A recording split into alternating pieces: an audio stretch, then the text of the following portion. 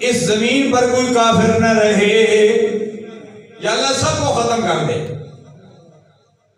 حضرت نوح علیہ السلام نے اپنے والدین کے لیے دعا مانگی، اپنے لیے دعا مانگی، ربنا اغفر لي ولوالدي ولمن دخل بيتي مؤمنا وللمؤمنين والمؤمنات ولا تزد الظالمين الا تبارا۔ یا اللہ سارے کافر مر جائیں، سارے کافر ختم ہو جائیں، یہ وعدہ کرتے ہیں یا الہ العالمین ظالموں کے لیے، ان کافروں کے لیے میں بد دعا کرتا ہوں،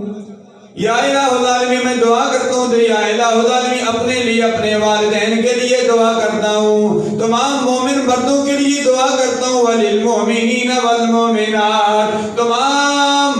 مومن عورتوں کے لیے دعا کرتا ہوں، یا اللہ ان کو بخش دے۔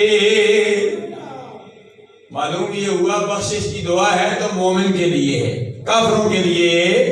نہیں ہے۔ ابراہیم